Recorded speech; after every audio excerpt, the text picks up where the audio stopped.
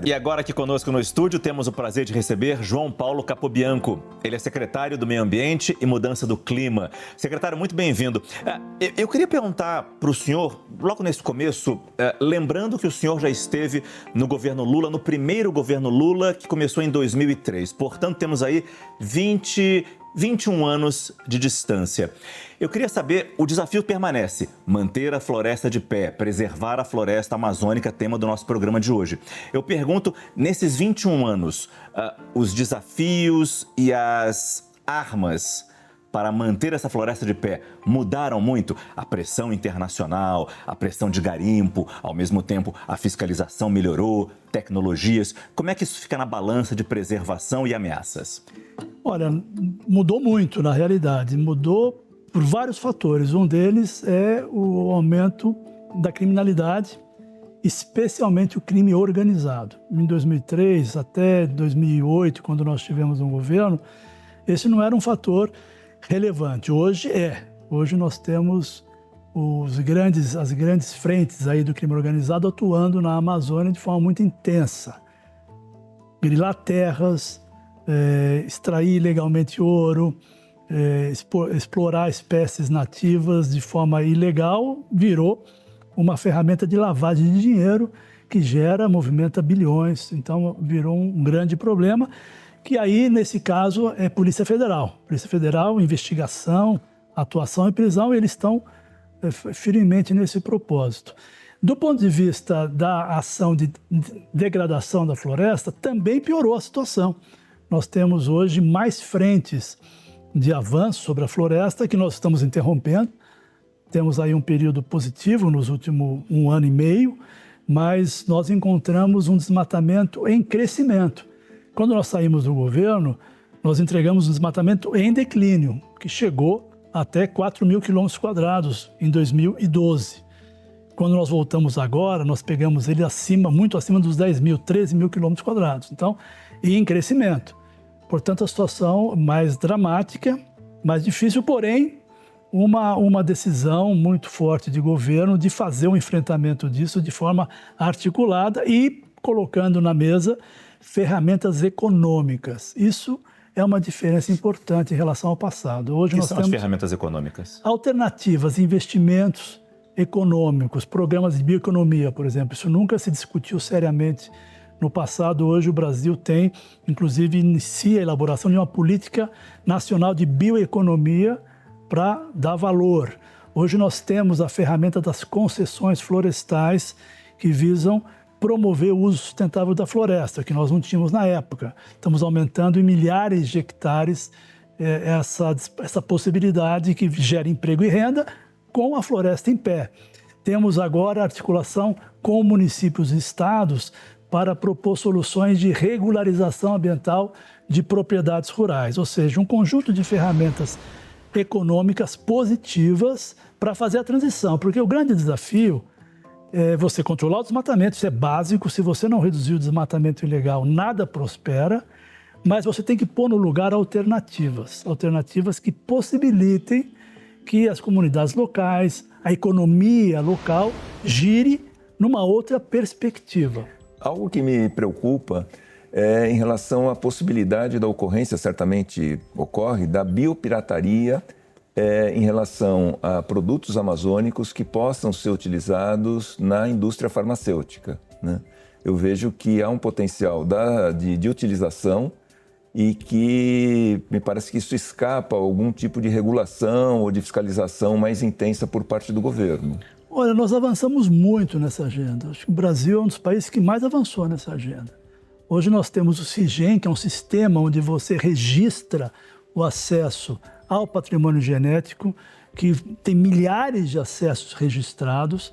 As empresas, os pesquisadores que atuam na pesquisa sobre componentes do patrimônio genético que possam gerar produtos, né, lá no final, após a pesquisa e desenvolvimento, isso está muito registrado, acompanhado e com visibilidade pública. Hoje você tem acesso a essa informação que nós não tínhamos no passado.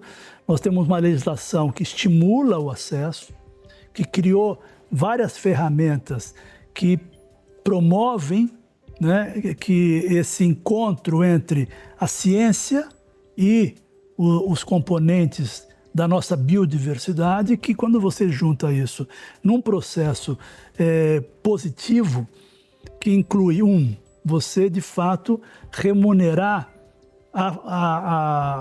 o detentor daquele patrimônio. E segundo, remunerar os conhecimentos tradicionais associados àquele patrimônio, que é um desafio enorme, porque muito do que se faz de pesquisa em cima de produtos para cosméticos, plantas medicinais, óleos essenciais, etc., se baseiam muito no conhecimento das comunidades. Ou seja, comunidades ou povos indígenas ou comunidades tradicionais que usam há gerações determinados produtos.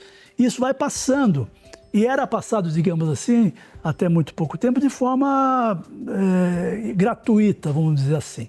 Né? Hoje, a legislação brasileira prevê que esse conhecimento precisa ser remunerado. Isso gera benefício para a comunidade detentora. Mas isso efetivamente está acontecendo? Tá acontecendo. A gente consegue conciliar esse conhecimento científico, que muitas vezes vem de fora, com esse conhecimento tradicional dos povos da floresta? Sim. Essas pessoas estão sendo remuneradas já por isso? Sim, essa é a grande questão, o grande desafio, mas a nossa plataforma, o Brasil desenvolveu nos últimos 15 anos uma plataforma para viabilizar isso, para você ter esse encontro de forma positiva, como eu disse, ou seja, você de fato estimular por um lado que haja o acesso, porque se você não acessa, você não gera produtos potenciais, né? E você não gera economia, portanto você não faz aquilo que nós precisamos fazer, que é garantir que a floresta em pé, ou seja, a nossa biodiversidade, que é mais do que floresta. O Brasil não é só floresta, tem os cerrados, tem o pampa, tem o pantanal, claro, tem a caatinga, tem vários ambientes e fitofisionomias diferentes. Mas a gente costuma falar floresta como se englobando tudo. Mas nós precisamos gerar oportunidades para que essa biodiversidade, que é a maior do mundo, o Brasil é o país mais biodiverso, que essa biodiversidade gere oportunidades econômicas, porque é isso que vai responder a questão de que como eu gero riqueza num determinado espaço de terra, de uma área qualquer. Se eu tenho alternativas econômicas que a partir da própria conservação geram resultados econômicos, evidentemente que eu estou mudando a lógica da ocupação. Em vez de remover a biodiversidade original e introduzir monoculturas, por exemplo, ou pecuária, eu vou manter e vou retirar a renda daquilo. Portanto, o Brasil apostou muito nisso. Não só o Brasil, todos os países tropicais, que são aqueles detentores do maior volume de biodiversidade, de maior diversidade biológica, todos investiram muito nisso. E o Brasil construiu um conjunto de ações e plataformas e políticas que permitem isso. Se você me perguntar se está perfeito, se está rodando... Não, claro que não, é um processo em construção. Mas o fato do sistema que registra, que é o CIGEM, que registra esses acessos, apresentar hoje milhares de processos lá registrados, mostra como esse interesse existe e que há um processo que permite um acompanhamento, um monitoramento, a fim de garantir, ao fim e ao cabo, que um produto que vá para a prateleira, ele pague pelo todo o conhecimento tradicional associado e pelo uso da biodiversidade que deu origem àquele produto. Seria um royalty para os detentores do conhecimento original? É mais do que um royalty, sabe, Pedro? Porque é o reconhecimento de que o conhecimento tradicional é ciência. Isso é que é a diferença.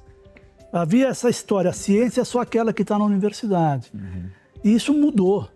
Hoje, o conhecimento dos povos originários é hoje considerado ciência. Sim. Que junto com a ciência, digamos, mais acadêmica, mais que a gente chama aí das universidades, quando isso se junta, tem um enorme potencial. João Paulo Capobianco, secretário executivo do Ministério do Meio Ambiente e Mudanças Climáticas. Muito obrigado pela sua presença no nosso CNN Sustentabilidade.